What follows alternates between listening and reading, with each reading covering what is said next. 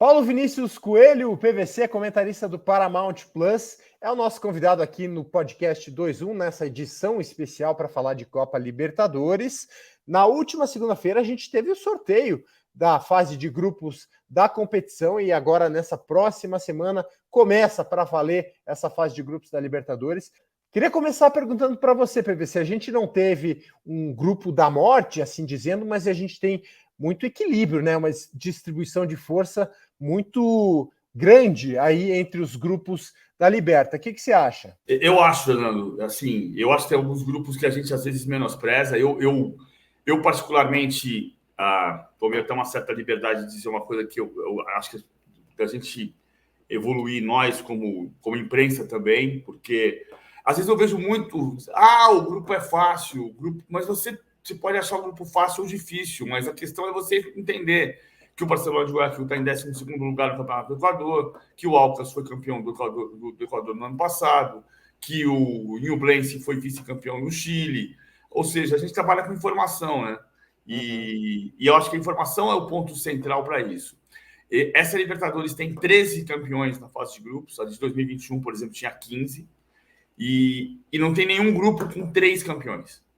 Isso dá uma noção de que tem o equilíbrio. Não tem um grupo como o São Paulo já teve, com 3 campeões, com o River Plate, na mesma chave. Então, o fato de ter 2 campeões dá uma noção de que você tem um equilíbrio maior, as forças mais espalhadas. Por outro lado, eu acho que o grupo do Atlético é um grupo difícil pela presença do Libertad. Os times do Paraguai, de um modo geral, o Olímpia, o Libertad, o Olímpia e o Cerro Porteño, mas mais recentemente o Libertad, que foi semifinalista, que já foi semifinalista, são times que têm exatamente essa cara da Libertadores que o João Guilherme gosta de dizer que é traiçoeira. São os times cínicos, os times que você olha para eles e não vê força, não vê potencial, não vê talento, mas sabem jogar um jogo mascado, mordido, ranheta, que vai empurrando até você tomar um gol e depois você não consegue ter força para virar. E o Libertad é esse adversário. Acho que, desse ponto de vista, a tabela do Atlético Paranaense é um pouco melhor do que a tabela do Atlético Mineiro, porque o Atlético Mineiro vem da fase da primeira, segunda e terceira fases. Ou seja, ele vai ter que jogar até a 5ª rodada a decisão para não precisar decidir no Paraguai. Vamos começar falando então desse grupo G, né? Que tem o Atlético Paranaense, o Atlético Mineiro, que ninguém queria pegar, né? Mas tinha que cair no grupo de alguém, foi para o grupo do Atlético Paranaense, o Libertad, como você citou, e o Alianza Lima. Você vê o Atlético Paranaense chegando, claro, é cabeça de chave, é o 7º colocado no ranking da Conmebol.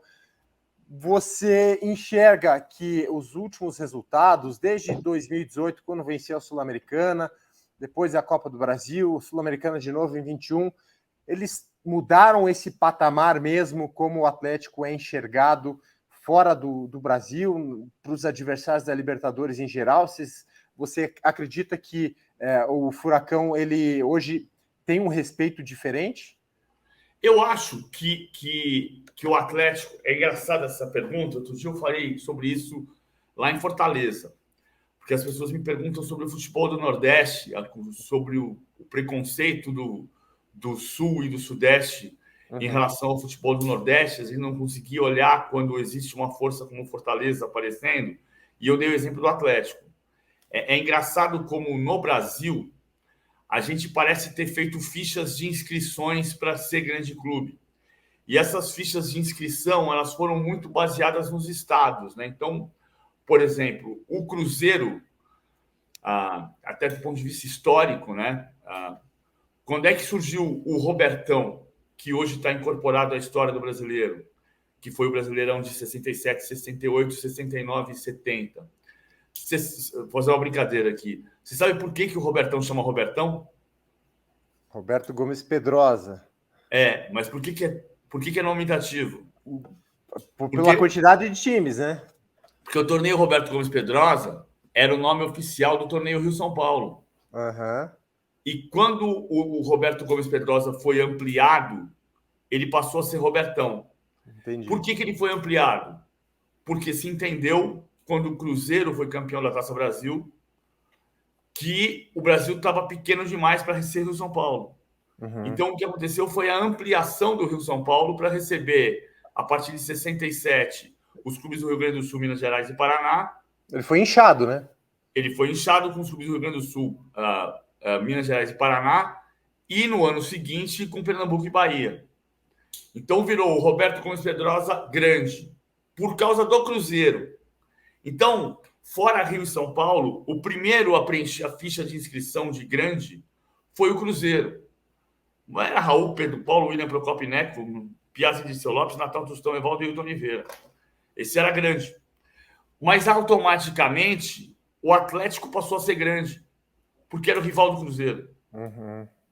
E a mesma coisa aconteceu com o Internacional e com o Grêmio, porque o Grêmio só foi ser campeão de um torneio nacional em 81, mas o Internacional já era grande por ter sido vice-campeão em 67, vice-campeão em 68, ter chegado às finais em 74, ter sido campeão em 75. O Grêmio é mais ou menos... ninguém está discutindo a grandeza de Atlético Mineiro e Grêmio, mas eu estou tentando explicar historicamente como aconteceu um engrandecimento por afinidade. Igual eu sou tio dos meus sobrinhos por afinidade. O Bruno e o Guilherme são sobrinhos da Adriana, minha mulher, e eu sou tio por afinidade. Sim. Então, o Grêmio virou grande por afinidade. E quando o Coritiba foi campeão brasileiro em 85, o Atlético não virou grande por afinidade. Como se já tivessem preenchido todas as fichas de inscrição. As inscrições para o vestibular já foram encerradas. Eu acho que hoje o Atlético ele é visto na América como a gente olhava para o Vélez 10, 15 anos atrás. Toda vez que você cai numa chave com o Vélez, você não acha que você está na chave do Boca, mas você sabe que vai ser difícil. Acho que essa é a percepção da América do Sul em relação ao Atlético hoje. É um sinal de perigo, de dificuldade, né? Até porque o Atlético tem uma coisa, o Atlético tem um desafio gigantesco para os próximos anos, e o Petralha sabe disso, que é o fato de que o Atlético é um clube que construiu todo o seu império a partir de ser um clube de dono, né? Longe de ser um clube de dono como o Vasco do Eurico, porque o Eurico dilapidou o patrimônio do Vasco e o Petralha aumentou muito o patrimônio do Atlético. O Atlético passou a ser gigante a partir de 95, né? A gente vai saber o time do Furacão de 49, mas o Atlético virou o Atlético Paranaense com essa força de todo mundo ter medo de jogar na Baixada a partir de 95. E quando houve uma cisão da diretoria em 2011, o Atlético foi rebaixado. E nem o Petralha, e nem eu, e nem você vamos ficar aqui para sempre. Né? Então, o Atlético tem esse desafio de não ser olhado daqui a 10 anos como a gente olha para o Vélez de hoje. E o Vélez foi semifinalista no ano passado, hein? Né? Sim, mas é verdade. Mas o Vélez é um time importante, que tem momentos fortes, mas a gente não olha mais para o Vélez como a gente olhava em 95, 96, 98, 99, 2000. Eu acho que essa tua comparação, ela se mostra assim, com o Vélez, com o que ele podia fazer dentro de campo, porque fora de campo tem uma diferença grande do que o Atlético, né? O Vélez não é um clube que se modernizou na velocidade do Atlético. Essa comparação é realmente dentro de campo que as equipes podem fazer, né? O que eu estou querendo dizer é o seguinte: a imagem, quando vocês caem no sorteio do Atlético, é uma coisa que eu falei para Fortaleza também. 10 anos atrás, 15 anos atrás, se você tem um sorteio de Copa do Brasil e cai Náutico e Flamengo, o torcedor do Flamengo fala assim: putz, que jogo chato. Se cai Sport e Flamengo, não podia ser o Fortaleza. E hoje, se cai o Sport, você fala, putz, ainda bem que é o Sport e não é o Fortaleza. Dessas inversões. Agora, o Atlético tem esse desafio, o Atlético tem uma estrutura que vai manter em todas as disputas por 20 anos. Mas o Atlético precisa criar lideranças. Sim, o processo de sucessão que hoje ele é nebuloso. A gente não sabe como vai ser, não sabe como que vai ser a SAF, que com certeza vai vir daqui a algum tempo. A gente realmente não sabe como que vai acontecer todo esse processo, né? Então, o Atlético é muito dependente do Mário Celso Petralha. Exatamente. E por uma razão óbvia, né? Estou falando sobre mim, porque com toda a elegância e respeito pelo trabalho que o Mário Celso Petralha fez no Atlético. Meus cabelos estão começando a querer ficar branco aqui, eu tiro uma pinça de vez em quando, porque só existe um jeito de não envelhecer, e eu prefiro envelhecer. Verdade. Ô PVC, se a gente for falar agora um pouquinho do Atlético na questão de elenco, do ano passado, né, da transição Felipão Turra, e se manteve a grande parte do elenco, saiu o lateral esquerdo Abner, foi para o Betis, mas o elenco em si, ele foi mantido, um elenco que chegou à final da Libertadores na última temporada, que teve dificuldade na fase de grupos, inclusive contra o Libertad, né? Jogou 4 vezes contra o Libertad, jogou na fase de grupos, depois nas oitavas de final, foi passando e chegou na final. Essa manutenção do elenco, sem trazer muitos reforços, como que você enxerga aí essa mudança do Felipão para o Turra e como que isso pode refletir em campo agora? Qualquer técnico que você tenha uma aposta de transição, você vai ter um ponto de interrogação, né? O Atlético é um grande desafio para o Turra. E o Filipão tem uma coisa grandiosa. Outro dia eu conversei com o Filipão, ele falou sobre posso dizer agora que eu sou um dirigente iniciante.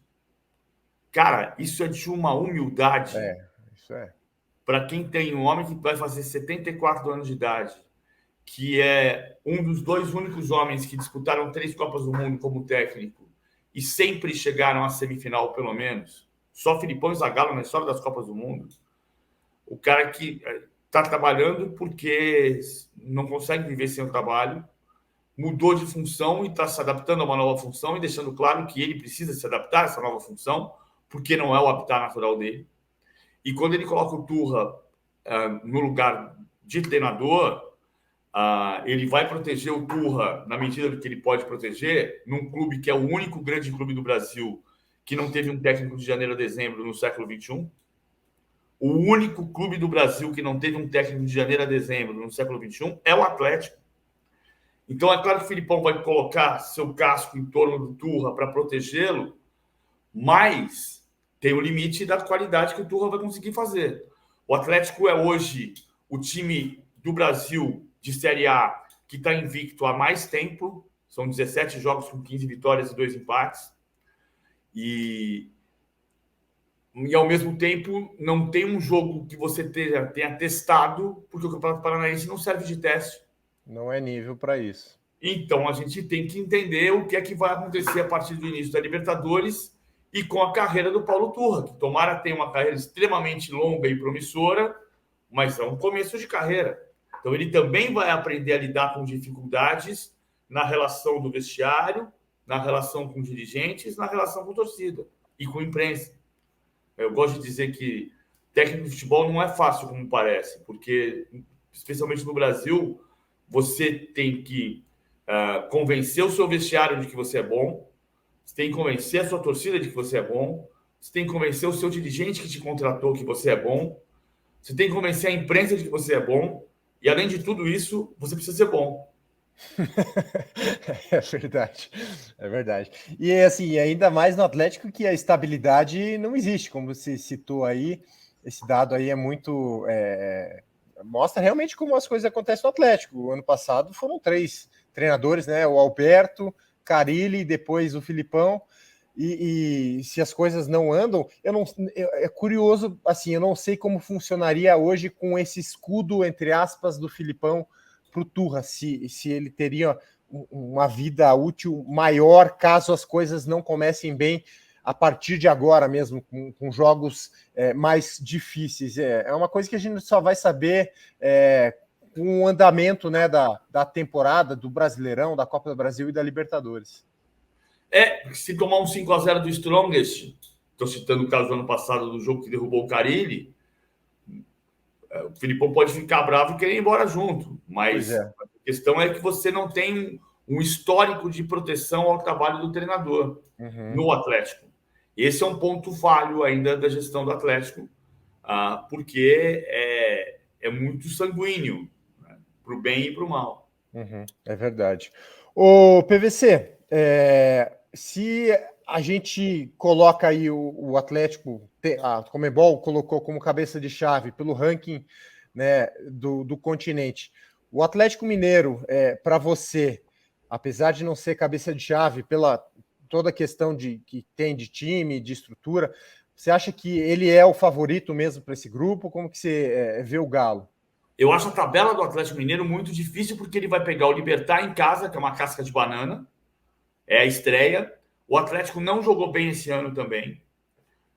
O Atlético tem um potencial gigantesco, tem um elenco fortíssimo, mas tem uma crise técnico-institucional porque os investidores sabem que precisam vender jogador para ganhar dinheiro, para colocar um dinheiro que não existe no clube. O departamento de futebol reluta em vender jogadores porque sabe que isso está condicionado ao resultado esportivo.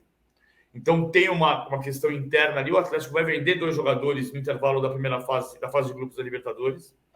Vitor Roque, e também no Atlético Paranaense, o Vitor Roque também vai sair, né? Também é um problema, mas você tem. Um outro tipo de problema. Eu acho que a tabela do Atlético Mineiro é mais enroscada porque ele pega o Libertad, que é uma casca de banana, em casa, pega o Atlético na Baixada no segundo jogo e fecha a participação contra o Libertad em Assunção. Então, ele tem que começar bem. Ele precisa começar bem. Não tem alternativa a não ser começar bem. Acho que a diferença para você acreditar no Atlético em relação ao Atlético Paranaense é que o Atlético tem um técnico com rodagem, como é o caso do Kudê, que saiu do Brasil quando pediu demissão do Internacional na liderança do campeonato de 2020, que pegou o Celta na zona de rebaixamento e levou o Celta ao 10º lugar. Então ele tem um histórico de bom treinador no Brasil e na Europa e tem um elenco recheado de grandes jogadores. Um Paulinho que, nesse momento... O Paulinho começa a Libertadores como artilheiro da competição. Ele já fez 4 gols. Então, mas é só o Hulk. Não, não é. O Paulinho vai ser um jogador fundamental. Tem uma história maravilhosa do casamento do Cícero Souza, gerente de futebol do Palmeiras, diretor esportivo do Palmeiras, que fez uma festa de casamento no final do ano passado, e o Rodrigo Caetano foi convidado. E uma pessoa me contou que o Rodrigo Caetano se aproximou do Abel Ferreira e começaram a conversar. E o Abel deu um pito no Rodrigo Caetano, dizendo: tu contrataste o único jogador que eu queria fazer questão de ter, que é o Paulinho. Que é o Paulinho. Sim. Então, isso E o Paulinho é jovem ainda, né? 22 anos, então... Exatamente. Então, assim... eu acho que a questão do técnico... E não estou falando mal do Turra, nem da escolha do Turra. Torço para que o Turra tenha um sucesso. Eu só estou dizendo que um técnico que está no seu primeiro trabalho representa um ponto de interrogação que o Kudê não representa. Não. Mas eu acho a tabela do Atlético Mineiro mais complicada. E o Aliança presente me lembra muito 2000, o time do Quarteto Fantástico. Né? Era Gabiru, Kelly, Lucas e Kleber Pereira. Sim. Que foi o que jogou a primeira Libertadores do Atlético Paranaense e atropelou, inclusive, o Aliança. E na estreia. Inclusive, o primeiro jogo do Atlético na história da Libertadores foi contra o Alianza Lima. Lá no Peru, isso vai se repetir agora. Né? Exatamente. E teve naquela Libertadores de 2000 confronto, né? Galo e Furacão, que acabou decidido nos pênaltis. Né? Um Atlético Mineiro classificando, mas aí já nas oitavas de final, né? Isso. Mas, assim, era a primeira participação do Atlético, do Furacão, e estamos falando de longevidade de um técnico que também era um ponto de interrogação, que era o Vadão, embora o Vadão tenha montado um time absolutamente extraordinário no Atlético de 99, Sim. Classificou para a Libertadores e iniciou 2000. Classificou pela seletiva, né? Classificou pela seletiva da Libertadores. Exatamente. O PVC, se a gente for falar dos brasileiros, claro, são favoritos, tem Flamengo e Palmeiras aí com elencos muito fortes. Você vê os argentinos menos fortes hoje em dia do que se a gente pegar Final de 2019, quando o River chegou contra o Flamengo. Os argentinos enfraqueceram desde então? Enfraqueceram. Enfraqueceram na questão econômica. O problema que o Brasil tem hoje no futebol brasileiro, a gente precisa muito claramente separar o futebol de clubes do futebol de seleções. E é uma tentação você achar que você domina o futebol, que você está num nível técnico extraordinário, porque você tem os melhores clubes do continente, o que na prática representa zero. Porque quando você vai para o Mundial de Clubes, isso não representa nada. Uhum. A gente viu o Flamengo contra o Al-Hilal.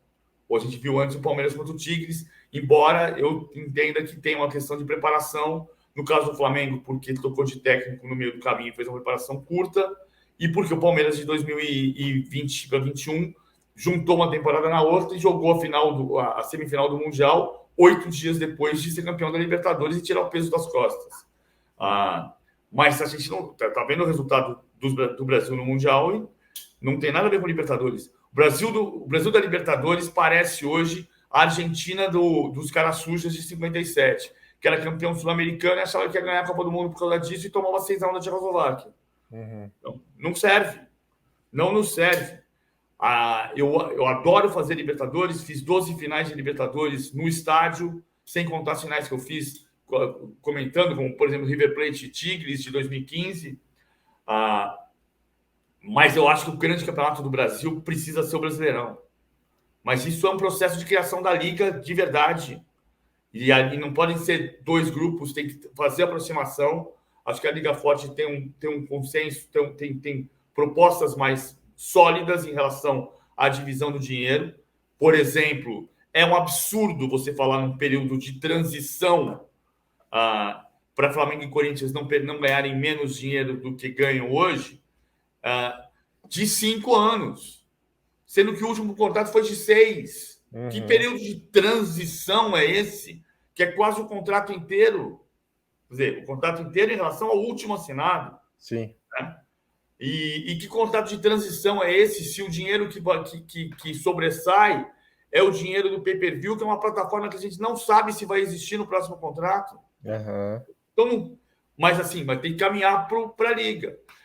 Esse domínio do Brasil na Libertadores, ele é econômico. Nós estamos falando do Eduardo Cudê, que é um técnico argentino que está no clube brasileiro. Nós estamos falando do Gustavo Gomes, que é um zagueiro paraguaio que está no clube brasileiro. Nós estamos falando do De Arrascaeta, que é um jogador do Uruguai que está no clube brasileiro. Então, é um domínio econômico, não é técnico. A gente precisa avançar nas questões técnicas. Claro que para avançar nas questões técnicas, as econômicas vão ser importantes. E aí, às vezes, os argentinos acabam igualando muitas vezes, né, na questão técnica, na questão de saber jogar a Libertadores. Acho que, apesar de a gente não ter mais um Boca tão forte assim, de outros times, o Racing não é tão forte assim mais, só que não adianta se basear só na parte econômica, né, para os times brasileiros. Não adianta. O Brasil tem um déficit técnico aqui dentro. Não é um déficit técnico dos jogadores brasileiros na Europa. O Brasil é o único país que tem jogadores em todas as finais de Champions League do século XXI. Então, por mais que você lamente que não tem mais Ronaldo, Rivaldo e Ronaldinho, o Brasil ainda é o país que se sobressai do ponto de vista técnico. Pode se sobressair mais? Pode. Pode formar jogadores mais fora de série? Pode. Mas ainda é o único país do mundo que tem jogadores em todas as finais de Champions League no século XXI.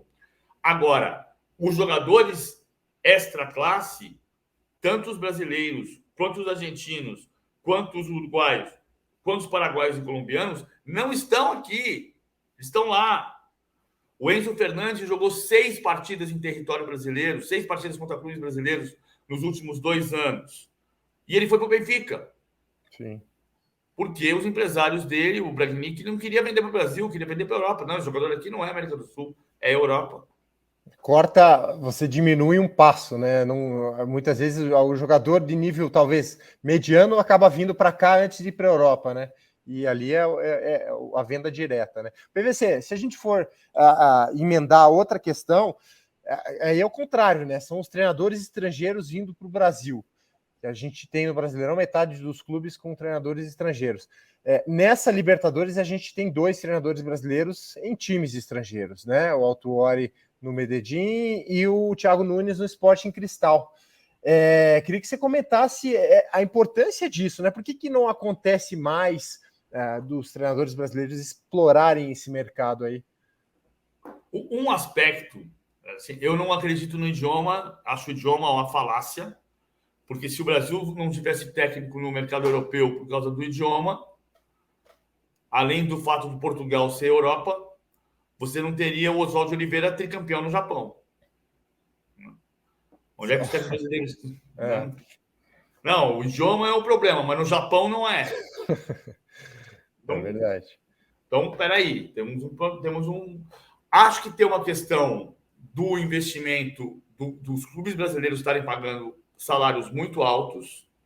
Então, muitas vezes, para um técnico estrangeiro, como o Sampaoli, como o Kudê, é vantajoso estar aqui, porque o salário aqui está muito alto. E isso criou um interesse dos empresários internacionais de colocarem técnicos estrangeiros aqui. Acho que existe sim um déficit cultural do técnico brasileiro, um déficit de formação acadêmica, que não necessariamente vai ser o ponto central, né? Jorge Jesus, cotado para dirigir a seleção brasileira, é o técnico que diz que futebol não se aprende na escola, mas os técnicos portugueses transformaram a realidade deles a partir da universidade. Basta dizer que até 2006, 68,5% dos técnicos campeões em Portugal eram estrangeiros. E desde a temporada 2006, 2007 para cá, todas as grandes ligas da Europa, Itália, Alemanha, Espanha, França, Inglaterra, tiveram técnicos estrangeiros campeões e Portugal não teve. Vai ter agora. O Roger Schmidt, alemão, vai ganhar o Campeonato Português pelo Benfica. Mas são 16 campeonatos seguidos sem técnico estrangeiro campeão em Portugal. E Portugal saiu além fronteiras para ganhar 75 títulos em 30 países diferentes no século XXI. Então, peraí. Como aconteceu isso? Não foi como o Jorge Jesus diz, futebol não se aprende na escola. Não foi assim. Portugal foi à escola e trouxe o conhecimento para o campo. Porque o conhecimento acadêmico não é suficiente se você não tiver o do campo. Mas num tempo que o campo diminui de tamanho e você precisa de mais estratégia, porque você sobe a tua linha defensiva, baixa a tua linha ofensiva e obriga o adversário a jogar em 12 a 15 metros, esse conhecimento acadêmico tem feito diferença para formar grandes técnicos que consigam juntar as duas coisas. Como em outro tempo o Arrigo Sacchi conseguiu fazer. O Arrigo Sacchi é um pouco ao contrário. O Arrigo Sacchi, o Parreira, o Autuori, mas o Arrigo Sacchi é um exemplo que o Arrigo Sacchi, bicampeão da Europa pelo Milan, era o cara que costumava dizer que não é preciso ter sido cavalo para ser jockey.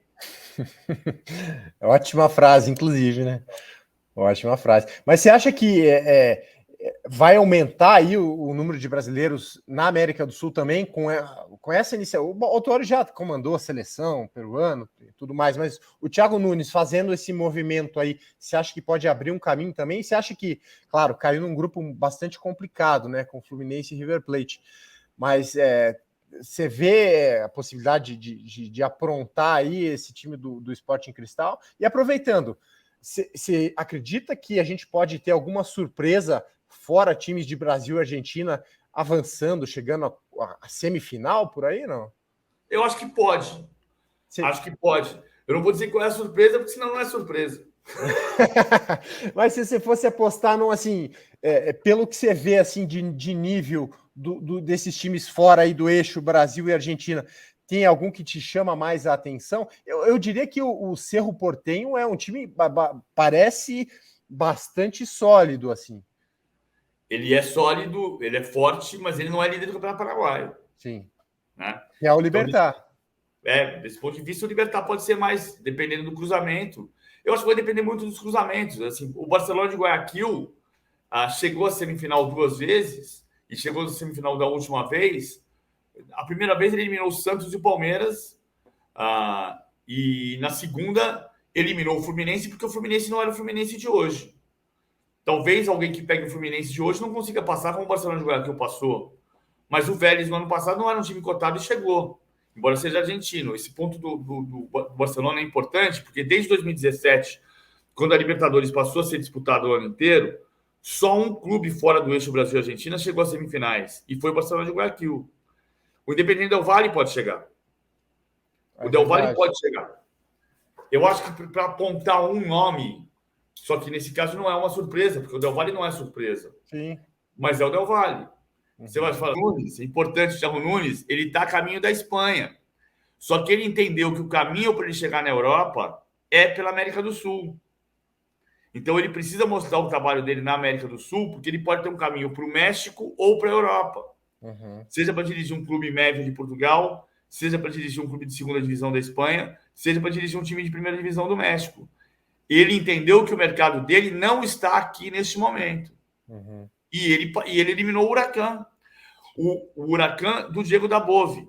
E nesse ponto, é muito importante notar, o que precisa mudar no futebol brasileiro não é a nacionalidade do técnico, é a capacidade de mantê-lo no cargo, de fazer o trabalho inteiro. Porque o Diego Dabove passou 5 jogos no Bahia. Sim, que não é um trabalho, né? Não dá nem para o cheiro. PVC, para a gente fechar, teremos final da Libertadores novamente no Rio de Janeiro, no Maracanã. Né, essa final única começou lá em Lima em 2019, depois Montevidéu. Pandemia foi no Maracanã também, Guayaquil no ano passado, e agora volta para o Rio. O que você acha que a Conmebol, de alguma maneira, ela pensa em mudar novamente esse sistema, fazendo 2 jogos? Você acha que deu certo até aqui? Qual que é o balanço que você faz dessa final em um estádio só? Bom, eu acho que a questão, o Maracanã é um pouco premiado por um trabalho político da CBF, com um argumento muito sólido, que é o argumento de que a final de 2020 foi no Maracanã, mas não foi. Sim. Porque a final do Maracanã teve 5.000 pessoas, em função da pandemia. A final que eu tive em final única, eu fui no Maracanã, Palmeiras e Santos, e eu estava em Flamengo e River Plate. Flamengo e River Plate, para mim, foi uma experiência surpreendente, porque eu era contra a final única, e eu achei que a festa em Lima foi uma festa de um tamanho extraordinário, com as 2 torcidas lotando a cidade, situações que eu vi em final de Champions League. Foi muito legal. Acontece que depois, a capacidade de Montevidéu receber turistas é pequena, e Guayaquil foi uma viagem de maluco para chegar em Guayaquil. Sim. Então, uma das razões de voltar ao Maracanã é o argumento de que a final do Maracanã o Maracanã não foi premiado. E é logístico, né? E outra razão é logística, porque para o Maracanã todo mundo pode vir. Então, acho que é uma tentativa da Conmebol de seguir com esse projeto de ter final única, mas ela vai ter que revigorar esse processo. E a aposta da Conmebol é que vai ter 2 times de muita camisa, talvez 2 times brasileiros, que vão lotar o Maracanã e vai ser uma final mais bonita do que foi no Guayaquil. Sim. Eu acho que para a América do Sul, pelo poder aquisitivo que nós não temos, faz mais sentido a final em 2 jogos. Então, eu sou a favor da final em 2 jogos. Mas eu admito que a final de Lima, por exemplo, foi uma festa gigantesca e me deu a impressão de que podia dar certo. Perfeito, PVC. Queria te agradecer aí pelo bate-papo, muito legal conversar contigo. Vamos, quem sabe aí, depois do sorteio das oitavas de final, dos confrontos definidos, a gente bate um novo papo aí sobre Libertadores. Valeu, PVC, obrigado. Valeu, Fernando.